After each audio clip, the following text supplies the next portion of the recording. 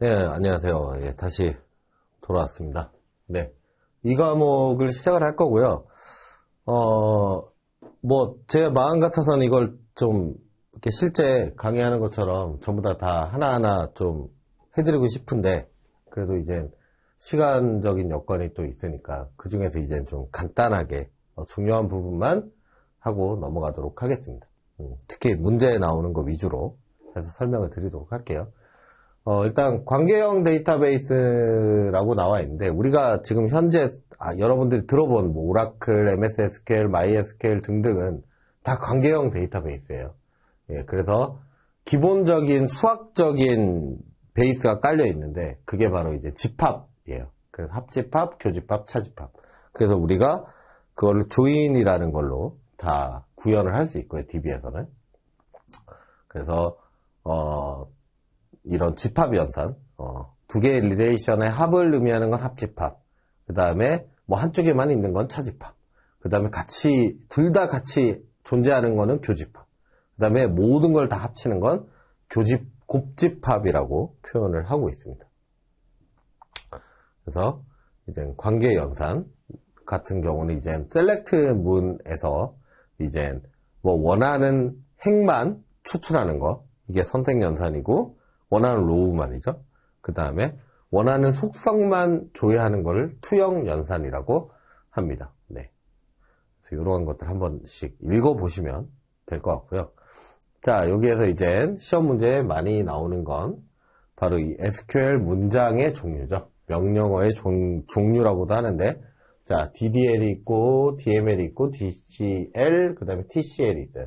요걸 합쳐갖고 그냥 DCL이라고 부르는 경우도 있습니다. 그래서 이 안에는 DDL에는 create, drop, rename, alt, truncate 등 테이블이나 컬럼의 구조를 바꾸는 거. 그러니까 우리 데이터베이스를 어떤 한 그릇이라고 표현한다면 그 그릇을 바꾸는, 구조를, 모양을 바꾸는 게 DDL이고요.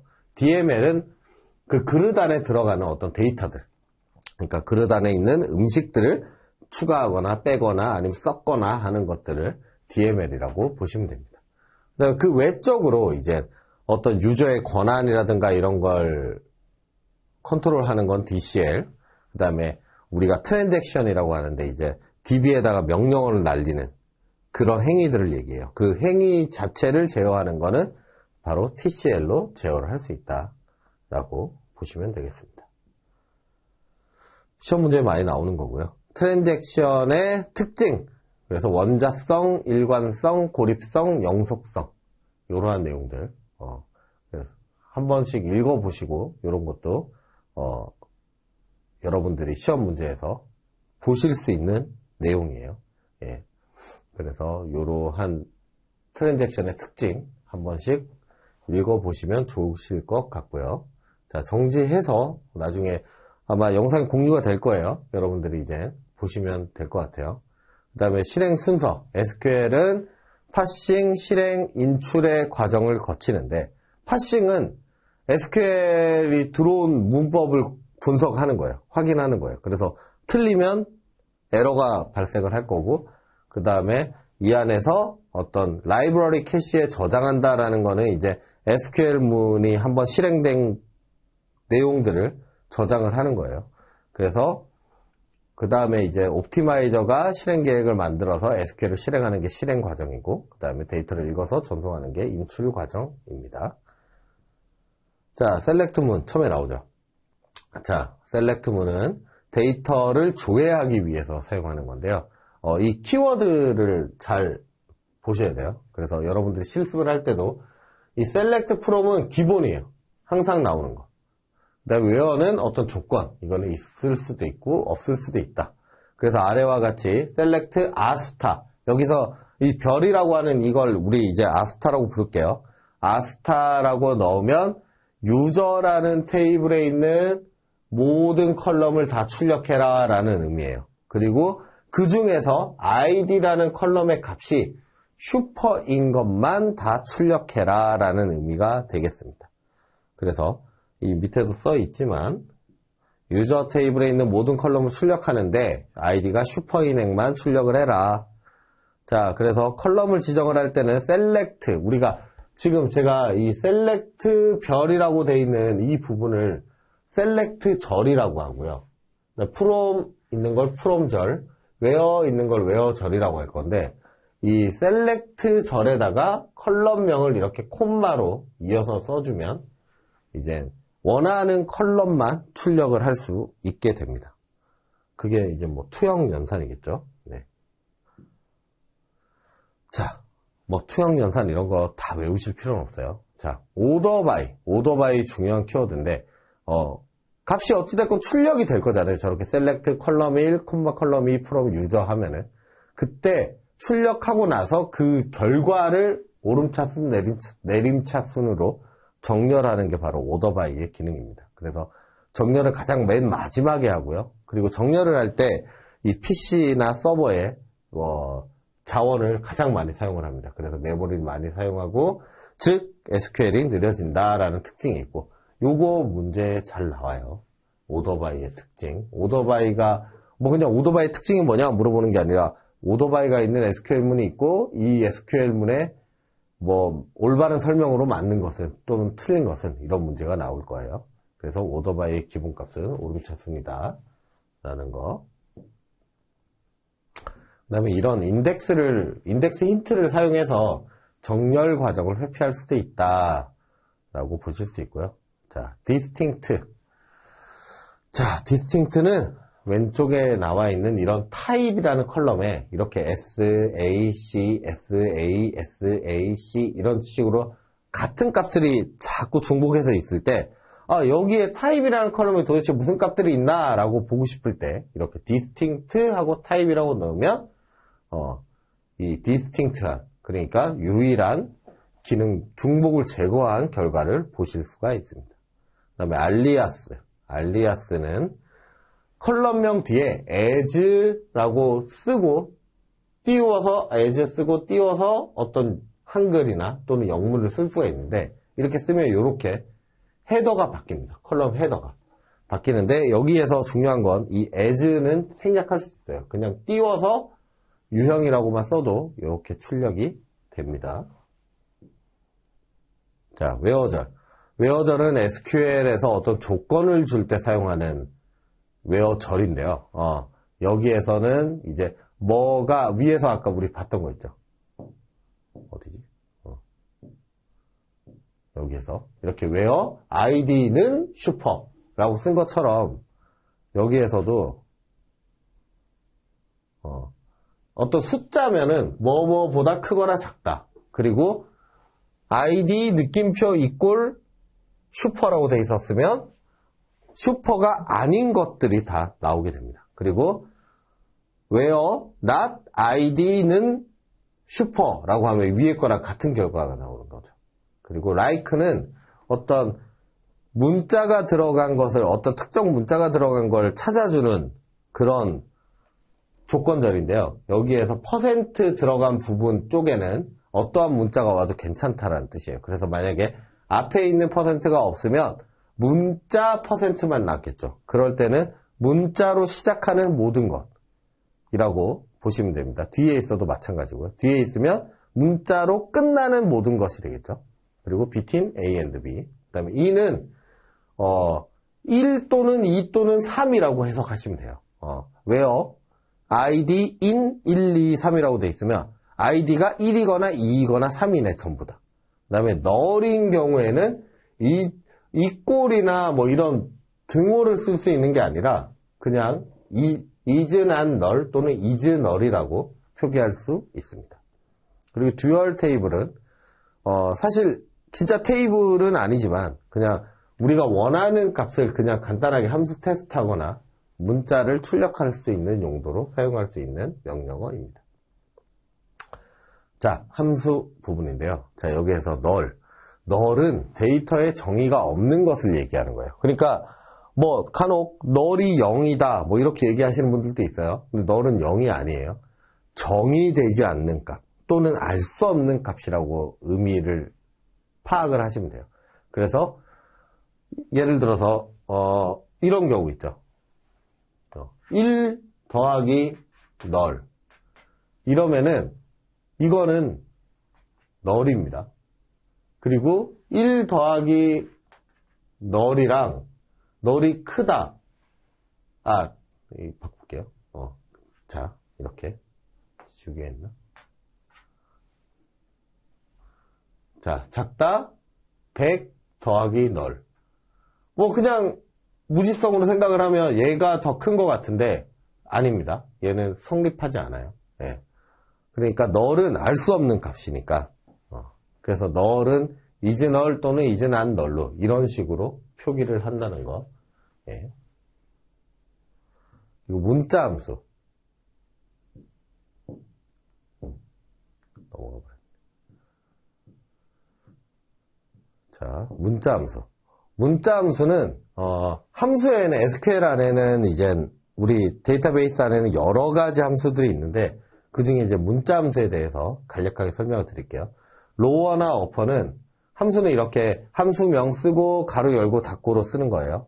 그래서 자, 함수 이 구문을 실제로 한번 실행을 해 보셔야 돼요. 여러분들이. 자, 로어 컨트리 네임 하면은 이 안에 있는 값을 전부 다 소문자로 바꾸는 거예요. 그리고 어퍼는 대문자로 바꾼다는 거. 그 다음에 랭스는 그 문자열의 길이를 반환합니다. 그래서 컨트리 네임이 예를 들어서 코리아다. 그러면은 하나, 둘, 셋, 넷, 다섯, 5를 반환하게 되어 있습니다. 그리고 서브스트링은 여기에서 어떤 문자에서 예를 들어서 코리아면 두 번째 서브스트링은 파라미터가 총 3개 들어가는데 앞에 있는 문자 그 다음에 중간에는 시작하는 위치 시작하는 위치가 1부터 시작하거든요. 2, 5가 1이죠. 2죠. 그럼 5부터 시작해서 2개 하나, 2개 그래서 이거는 OR이 출력이 되게 되어 있습니다. 그리고 인스트링 같은 경우는 이제 그 A의 이 A의 값을 위치를 리턴해주는 함수이고요. 그다음에 lpad, 여러분들이 이제 실제로 실습을 해보셔야 돼요. 이거는 실습을 해보시면 아시겠지만 이 컨티넨트라는 내용이 안에 문자가 예를 들어서 코리아라고 들어가 있다. 그럼 5글자잖아요. 5글자인데 10자리를 미리 만드는 거예요. 어디로? lpad니까 왼쪽으로. 그래서 앞에 대문자 A를 5개 채워줍니다. 이렇게 채워서 총 10자리를 반환해주는 함수가 되겠습니다. lpad는 오른쪽에다가 채우겠죠. 그다음에 트림과 ltrim, rtrim은 트림은 공백을 제거해주는 함수예요. 그래서 앞에 뒤에 있는 공백을 제거해주고 ltrim은 왼쪽에 있는 공백만 제거해주고 rtrim은 오른쪽에 있는 공백만 제거를 합니다. 그리고 replace 함수는 이 안에 컨티넨트라는 이 안에 들어있는 글씨 중에 대문자 A를 찾아서 골뱅이로 바꿔주는 함수를 의미합니다. 자, 숫자 함수. 숫자 함수는 자, 라운드는 반올림이죠. 반올림인데 1이면은 소수점 첫째 자리에서 둘째 자리에서 반올림해서 첫째 자리까지 표시. 그리고 2면은 이 둘째 자리까지 남겨놓는데 5에서 반올림해서 112.35가 나오겠죠. 이런 식으로 마이너스 1은 이제 여기에서 반올림해서 보여주는 함수입니다. 자, 트렁케이트도 마찬가지인데 지금 여기에는 지금 출력이 조금 잘못됐는데 모드가 들어가 있죠. 트렁케이트는 버림이에요. 라운드랑 똑같은 파라미터를 사용하고 똑같이 작동을 하게 되어 있습니다. 그리고 세일과 플로어랑 세일은 가장 가까운 정수를 출력해 주는데, 자, 여기 좀 헷갈리는데, 위에 있는 정수, 그 다음에 아래에 있는 정수를 반환을 합니다. 그러니까, 플로어 같은 경우는 예를 들어서 26.3이면 26이 출력이 27이 출력이 될 겁니다. 예, 위에 있는 정수.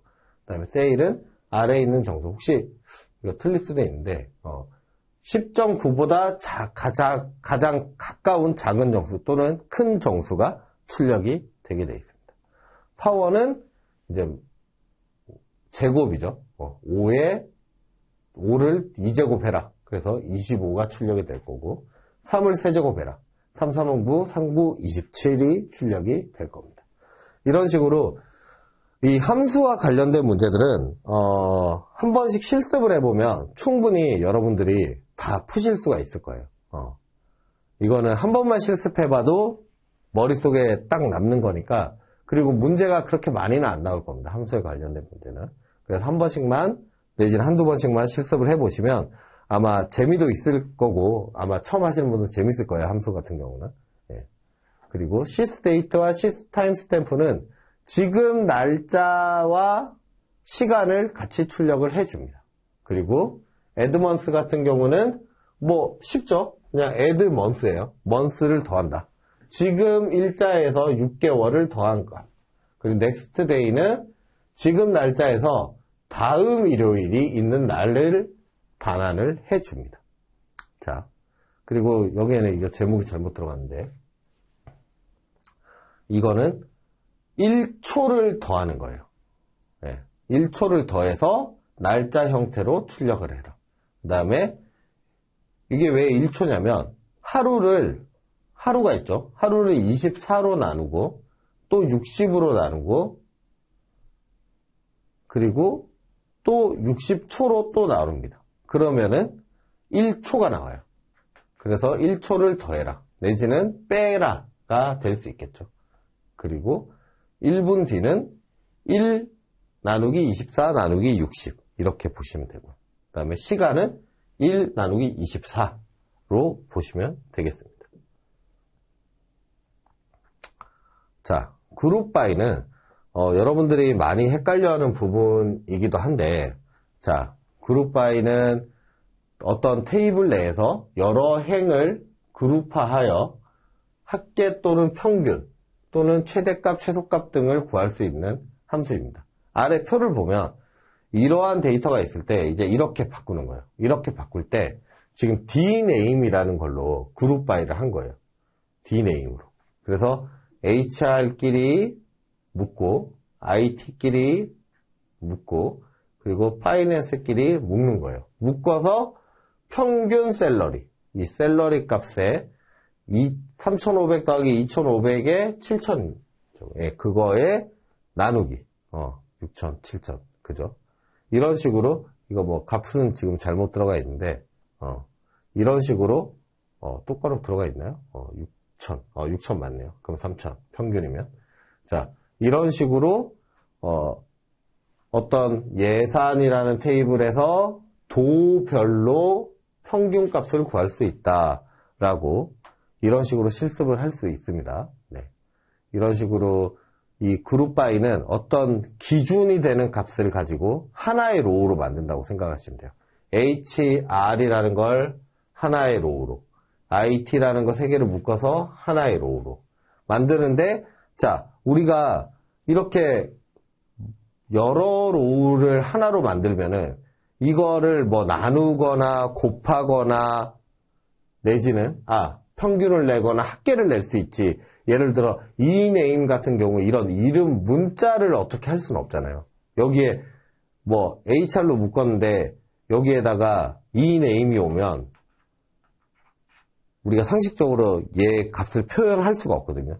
안나를 표현할지 제임스를 표현할지 모르는 것처럼 대신에 숫자 같은 것들을 이렇게 뭐 카운트, 로우 수를 센다던가 이런 식으로 그룹 바이는 묶어서 집계할 수 있는, 계산할 수 있는 기능을 제공을 하는 겁니다. 자, 해빙 같은 경우는 이 위에서 그룹 바이 절이랑 같이 다니는 그런 기능인데 해빙은 그룹 바이 연산 이후의 조건입니다. 그러니까 만약에 여기에 웨어절이 있다. 여기에 웨어절이 들어가 있으면 웨어절로 로우를 제거한 남은 거를 가지고 그룹 바이를 하는 거고, 해빙은 자, 이 버짓이라는 테이블에 예를 들어서 이거 예산인데 어떤 각 도별 예산이 들어가 있어요. 도랑 C별로. 그런데 그 시가 여러 개가 있겠죠. 그러면은 같은 도가 있겠죠. 예를 들어서 뭐 진해시, 뭐 진주시, 그 다음에 뭐 창녕 이렇게 해서 경상남도잖아요. 그럼 경상남도의 평균 예산을 보여주고 예산의 합계도 보여주는데 이 중에서 그 예산의 평균이 5만 이상인 것만 출력을 해라라는 거예요. 그러면은 어떤 돈은 출력이 되고 어떤 돈은 출력이 안 되겠죠. 이런 것처럼 이 해빙은 그룹 바이를 하고 나서 이 이후에 조건을 거는 내용이라고 보시면 되겠습니다. 자, 직계함수. 그래서 이 그룹 바이는 꼭 항상 직계함수와 같이 다니는데 직계함수는 에는 count, sum, average, mean, max 등이 있어요. 그래서 어떤 예를 들어서 도가 지금 자 경남이라는 도가 있는데 여기에 진해시도 있을 거고 그다음에 진주시도 있을 거고 그다음에 뭐 이게 창녕이 맞나요? 예. 창녕시도 있고 뭐뭐가 있을 거예요. 그러면은 이 사람들의 숫자를 세는 거예요. 자, 도로 그룹 바이를 해서 하나로 표현했죠. 그러면 경남이라고 나올 거예요. 나오고 나서 이거의 수 하나, 둘, 셋, 넷, 다섯, 여섯. 그럼 6이라고 출력이 될 거고 그 다음에 예를 들어서 여기에 경기도가 있다. 경기도라고 콤마를 출력이 되고 그 옆에는 뭐 경기도에는 10개의 도시가 있다. 이런 식으로 출력이 된단 말이에요. 그러니까 여기에서 예산이 막 써 있다. 만약에 막 1,000원, 500원, 700원 뭐 이렇게 써 있었으면 이거에 대한 평균 값을 여기서 보여주는 거고 이거에 대한 합계를 여기서 썸에서 보여주는 겁니다. 그래서 sum, average, count 이런 식으로 직계 함수는 그룹 바이랑 같이 다닐 수밖에 없는 거예요. 그래야지 얘네를 써먹을 수가 있어. 왜냐면 그 로우를 다 합치거나 더하거나 이렇게 해야 되니까요. 민 맥스도 마찬가지죠. 자, 분기문인데 분기문은 MVL이 있고 MVL2가 있고 뭐 디코드도 있고 케이스문도 있어요. 그래서 요런 것들 꼭 한 번씩 실습을 해 보시기 바랍니다.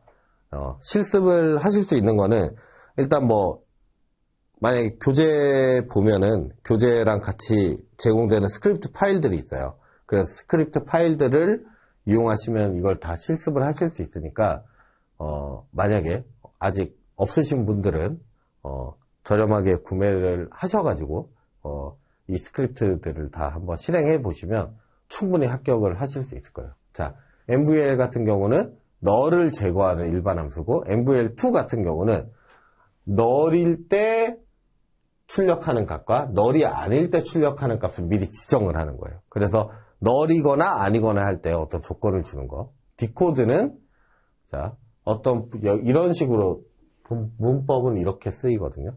자, 디코드라고 쓰고 가로 열고 함수니까 보너스 타입이 A, B면 1등급이라고 출력을 하고 이 타입 값이 A, C면 2등급이라고 출력을 해라. 그리고 FA면 4등급이라고 출력을 하고 그 외의 값이면 그냥 미대상자라고 출력을 해라라는 의미가 되겠습니다.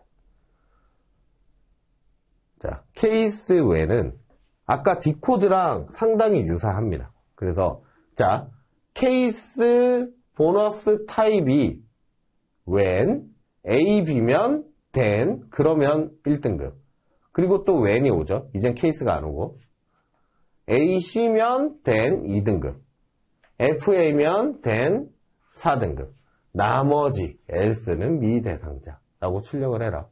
그런데 케이스 외에는 두 가지 문법이 있어요. 두 번째 문법에는 케이스 외엔 바로 붙죠. 케이스 여기에서는 케이스 보너스 타입이 A, B면 어쩌고저쩌고 B면 A, C면 어쩌고저쩌고 했는데 얘는 케이스 when 보너스 타입이 A, B면 1등급 또 when 보너스 타입이 A, C면 2등급 when 보너스 타입이 FA면 4등급 나머지는 미대상자 이런 식으로 보너스 타입이라는 컬럼명이 계속 들어가요. when 나올 때마다 그러니까 이 두 가지 문법의 차이 잘 구분을 하시면 좋을 것 같아요.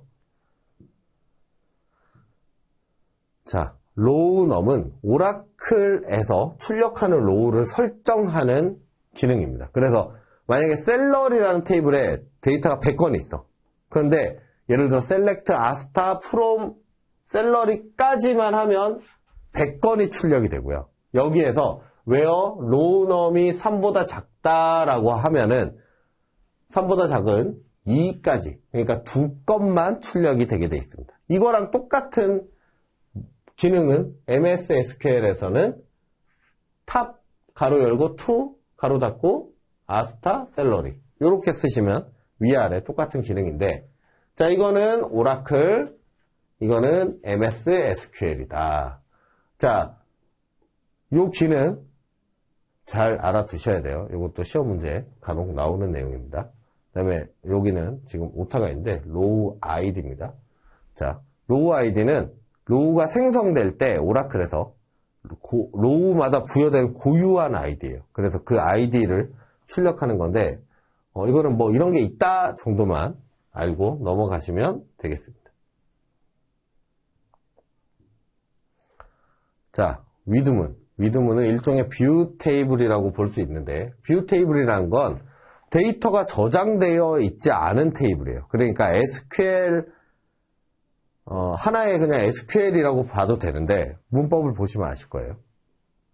자, 시험의 시작부터 그냥 위드로 시작합니다. 위드, 요 부분은 아무거나 쓰는 거예요. 그냥 이름을 쓰는 겁니다. 그래서 SQL1이라고 썼고, 얘는 select 아스타 from salary 로우넘, where 로우넘 3보다 작다. 그러니까 두 로우만 출력되는 어떤 셀러리의 데이터고, SQL 콤마 찍고 SQL2는 이거는 로우넘 보니까 1이죠. 한 로우만 나오겠죠. 한 로우만 나오는 거다. 그래서 이 두 로우만 나오는 것과 한 로우에 나오는 걸 합치니까 세 로우가 나온다. 이렇게 이해를 하시면 되겠습니다. 위드문은. 자, DDL은 아까 위에서 말씀드렸었죠. 그래서 이러한 기능들을 가지고 있고, create, alter가 변경하는 거예요. 그리고 드랍은 삭제, 아예 없애는 거. 드랍은 그릇을 깨버리는 거. truncate는 안에 있는 데이터나 뭐 이런 거를 다 초기화하는 거. 다 비우고 그냥 그릇만 남아있는 상태를 얘기하는 겁니다. 자, create table 문 같은 경우는 이런 식으로 쓰는데, 여기에서 문법을 간략하게 말씀을 드리면, 자, 컬럼명 나오고요. 그 다음에 데이터 타입 나오고, 그 다음에 뒤에는 어떤 그 제약 조건들이 나열이 되게 돼 있습니다. 제약 조건에는 뭐 널이 들어오면 안 된다. 그 다음에 얘는 프라이머리 키라는 제약 조건. 얘가 기본 키, 앞에서 얘기했던 기본 키가 프라이머리 키예요. 이런 식으로 해서 나열해가지고 테이블을 생성할 수가 있고요. 이 테이블 생성하는 거는 보통 여기에서 뭐 빠진 거, 내지는 이러한 생성문을 주고 널인데 밑에 인서트문에 널을 입력을 하는 거예요. 그러면 그 중에 틀린 문장이 뭐 없냐, 뭐 이런 걸 찾는 문제가 나옵니다. 그래서 이런 널이라든가 제약 조건을 잘 보셔야 돼요. 레퍼런스 employees id는 이 테이블은 레퍼런스 한다는 거예요. 어디를? 참조한다는 거죠. employee라는 테이블의 id 값을 참조해서 이 employee id를 만든다. 이 말은 무슨 말이냐면, employee라는 테이블에 있는 id 컬럼에 어떤 값들이 있을 거잖아요. 이 값들이 아니면 여기에 올 수 없다라는 뜻이에요. 그래서 이건 참조 무결성 뭐 이런 걸 의미하고 있습니다. 그래서 이 제약 조건들 잘 살펴보셔야 돼요. 문제를 푸실 때. 알터문은 말 그대로 뭔가를 변경하는 거. 그래서 이걸 보실 때 힌트는 이 알터 테이블이냐 아니면 알터 컬럼이냐. 여기에는 예제는 컬럼이 없는데, 그리고 리네임 컬럼 이런 거 보시면 대충 다 눈치채실 수 있을 거예요. 그래서 컬럼 이름을 바꾸는 거구나. 모디파이 뭘 변경하는구나. 여기에 보너스 타입이라는 컬럼의 어떤 데이터 타입이나 이런 제약 조건들을 변경하는 거. 그 다음에 프라이머리 키를 드랍해라. 그 다음에 constraint, 그러니까 제약 조건을 추가해라. 그래서 포린 키를 추가해라. 뭐 이런 게 나오겠죠. 잠시만요. 네. 이렇게 나오는 거고. 드랍은 말 그대로 테이블 드랍 시키는 거. 드랍을 시키는데 캐스케이드 컨스트레인트는 이 옵션을 두게 되면 만약에 제약 조건이 딸려있는, 그러니까 특히나 레퍼런스, FK, 포린 키가 딸려있는 테이블을 드랍하게 되면 안 지워집니다. 드랍이 안 돼요. 그런데 캐스케이드를 하면은 그런 제약 조건들까지 같이 다 없애라 라는 뜻이에요. 그래서 이 캐스케이드 간혹 문제에 나오니까 요것도 잘 알아두셔야 돼요. 캐스케이드가 있으면 제약 조건도 모두 드랍하는 거다. 트렁케이트는 그 테이블의 데이터, 로우만 다 삭제하는 명령어다. 그 다음에 뷰는 실제로 데이터를 갖고 있지는 않고 그냥 SQL만 저장하고 있다고 보시면 됩니다. 그래서 장점은 보안에 적합하고 이런 장단점에 대해서 문제가 나올 거예요. 나온다면. 그래서 이러한 문제, 장점과 단점을 잘 파악을 하시면 좋을 것 같습니다. 그래서 만드는 구문은 create view 하고 view 이름을 쓰고 as, 자 아래와 같이 만들어라. 밑에 SQL을, 일반적인 SQL을 써주시면 돼요. 그러면은 이 SQL이 막 예를 들어서 한 100라인이야. 엄청 길어. 그래도 이 뷰명만 넣으면 그 밑에 있는 SQL 상관없이 조회를 하실 수가 있습니다. 자, DML은 select, insert, update, delete 같이 그릇 안에 있는 데이터를 조작하는 명령어고요. 자, select에 대해서 우리 계속 얘기를 했었죠. 이런 것들 실습을 한번 해보세요. select는 어떻게 하는지. insert는 테이블에 데이터를 넣는 건데, 자, 여기에서 주의하실 점 하나. 이렇게 가로가 있는 게 있고, 얘는 괄호가 없어요. 여기 자리에 있어야 되는데. 없는 거는 여기에 컬럼이 하나, 둘, 셋, 넷, 5개가 이 순서대로 있다라는 뜻이에요. 네. 그런데 이렇게 가로가 있으면 ID, name, salary만 썼죠. 여기에 예를 들어 5개의 컬럼이 있었는데 죄송합니다. 그 중에 3개의 컬럼만 썼다. 그럼 이 3개에만 값을 이 순서대로 넣겠다는 거예요. 그래서 요거 주의를 하셔야 되고요. 그리고 업데이트도 이제 웨어절을 이렇게 넣을 수 있다는 거. 그래서 그냥 업데이트 엠플로이 셋 셀러리를 1150을 하면은 이 엠플로이에 있는 셀러리 값을 모두 다 1150으로 바꾸는 거예요. 그런데 웨어절을 넣으면 ID가 A04인 것만 1150으로 업데이트하는 거고. 그런 식으로 나머지도 이해하시면 되겠습니다. 자, delete는 행을 삭제하는 명령. 업데이트랑 똑같습니다. 웨어절의 기능들.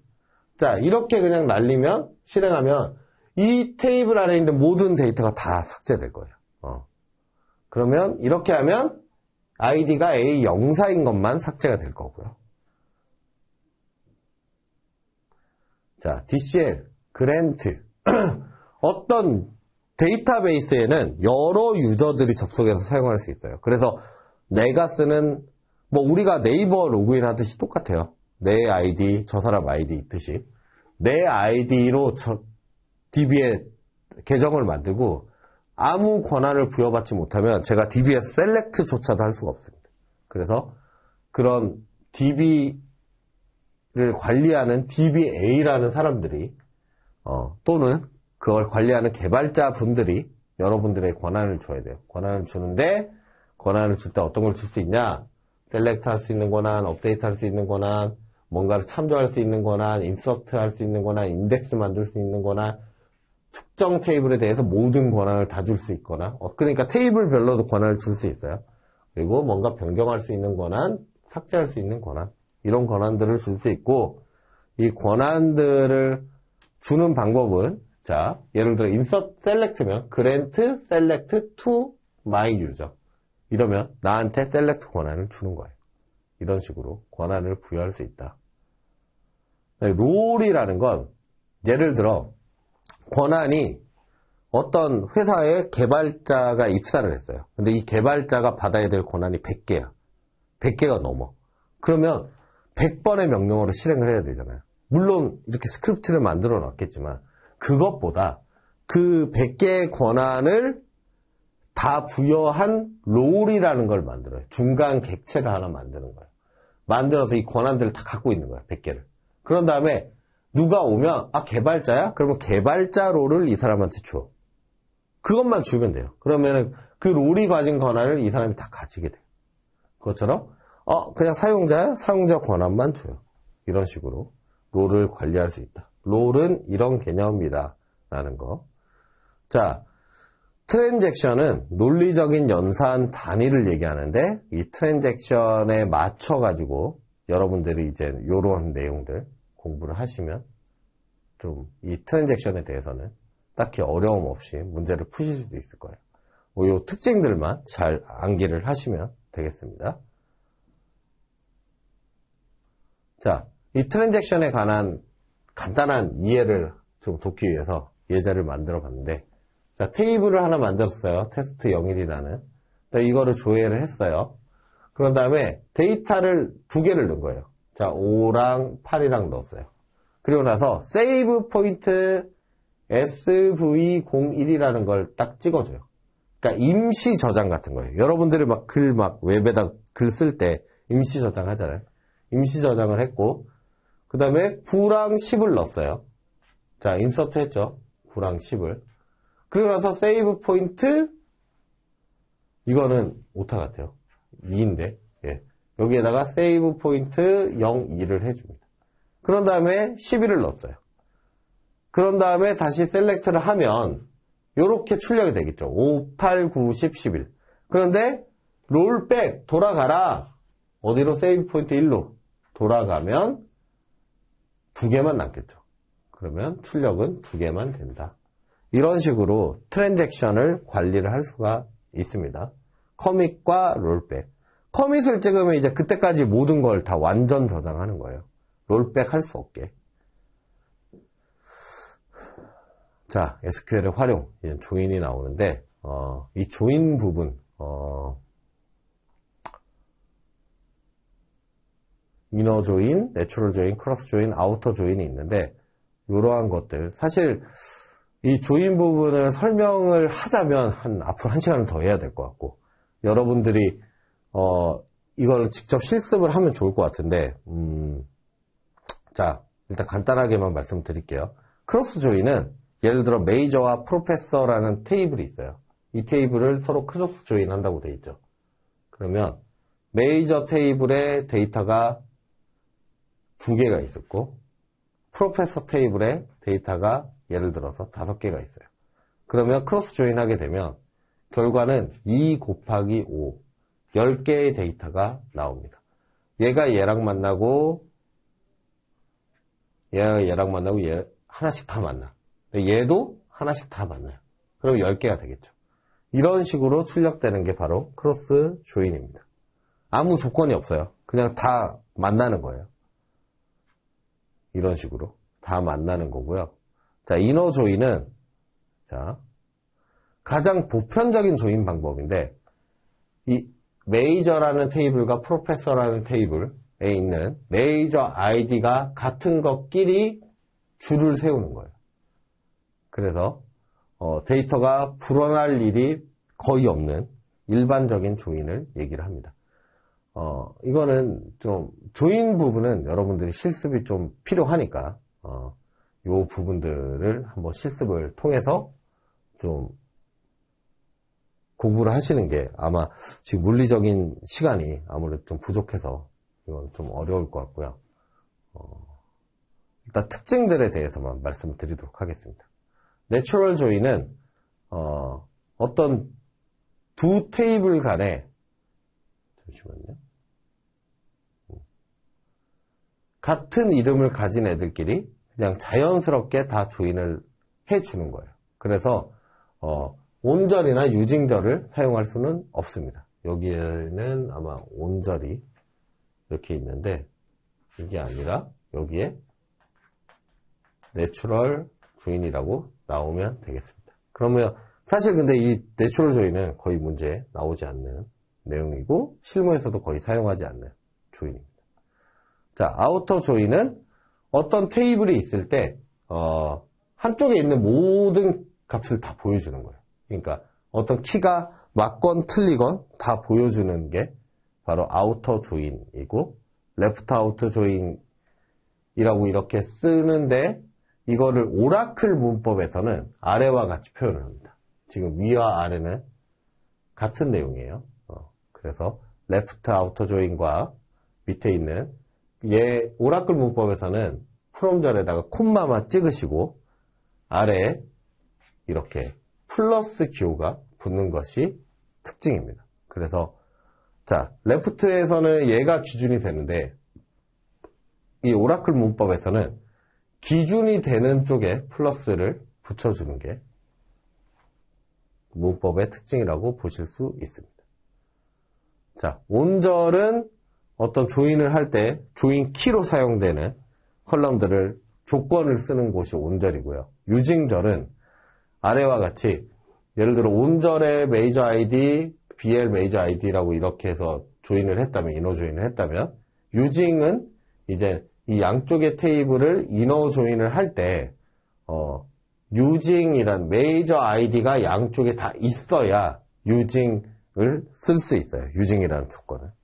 그래서 데이터 유형 동일해야 되고 컬럼명도 동일해야 된다는 특징을 가지고 있습니다. 그리고 조인을 잘못하면 데이터가 증가할 수 있다는 특징을 알고 계셔야 됩니다.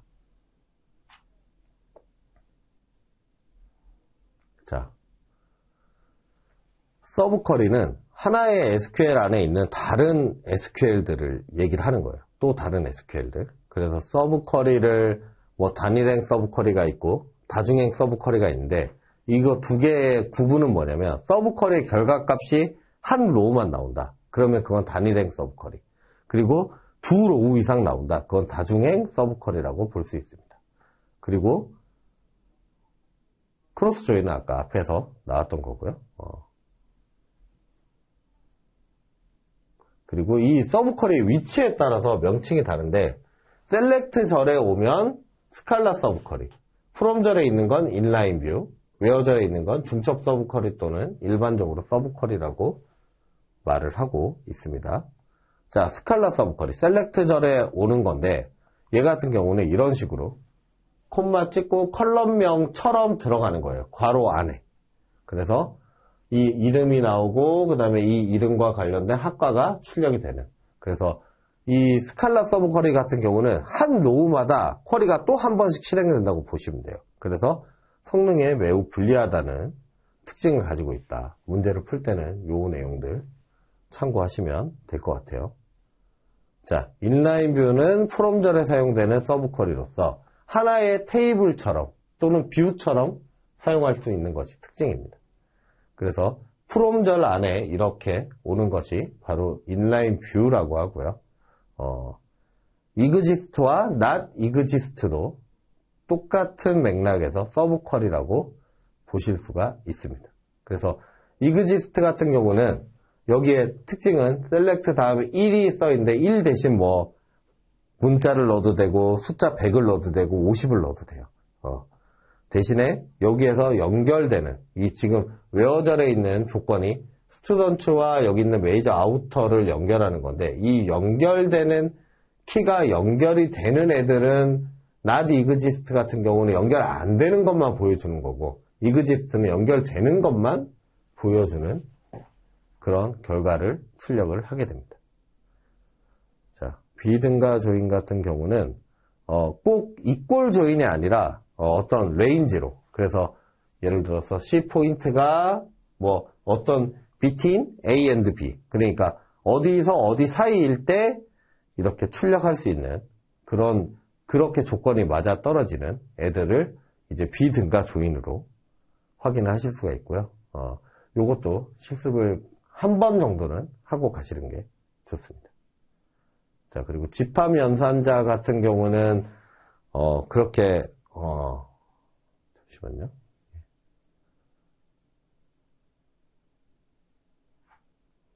여기에서 지금 요걸로 좀 바꿔서 설명을 드릴게요. 자,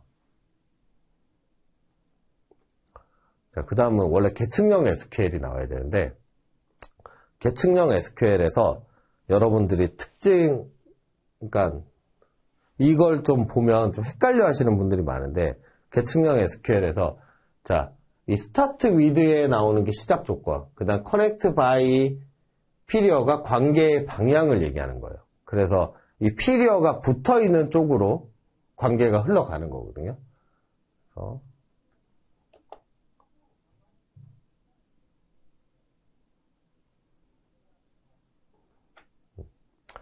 그래서 이 계층형 SQL에서는 이러한 계층형 전용 함수들이 있고요.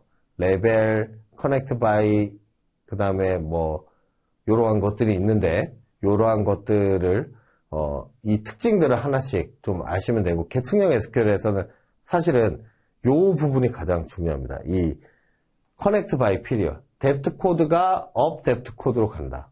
내지는 period가 이쪽에 가 있을 수도 있고요. 그리고 이 시블링즈라는 옵션은 depth name으로 어떤 이 레벨 값을 정렬을 해주는 거예요. 그래서 이 정렬해 줄 때 이 결과 값을 같이 보면서 설명을 하면 좀 이해하기가 쉬울 것 같은데, 여러분들 꼭 이 데이터를 실습 데이터를 가지고 요거를 꼭 한번 출력을 해 보시면 이해하시기가 쉬울 것 같아요. 네. 그래서 요 부분은 일단은 그 계층형은 일단 좀 넘어가도록 하겠습니다.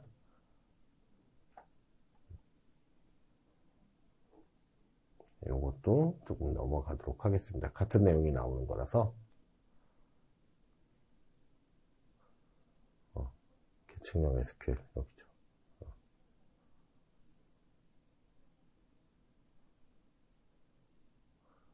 자, 그룹 함수도 여러분들 문제에 많이 나오는 거죠. 롤업과 그룹핑 셋, 큐브 이렇게 나오는데, 그룹핑은 빼고 롤업과 그룹핑 셋과 큐브의 특징에 대해서 여러분들이 시험 문제에 많이 나올 거예요. 그래서 여기에서 특징은 뭐냐면, 롤업 같은 경우는 여기 나오는 순서에 따라서 출력의 결과가 달라진다는 거예요. 그 결과가 달라진다는 거를 롤업의 특징이라고 보시면 되고, 그룹핑 셋 같은 경우는 여기 아래에 나오는 이 컬럼의 순서에 따라서 결과랑은 전혀 상관없다. 어떤 나오는 순서는 다를 수 있겠지만 결과 전체를 봤을 때는 전혀 상관없다. 그래서 이 그룹핑 셋과 롤업의 차이점, 이런 걸 시험 문제에 많이 나오고, 그리고 큐브랑 또 같이 나오겠죠. 큐브는 얘가 가장 성능이 불리하다라는 특징을 알고 있으면 되고요.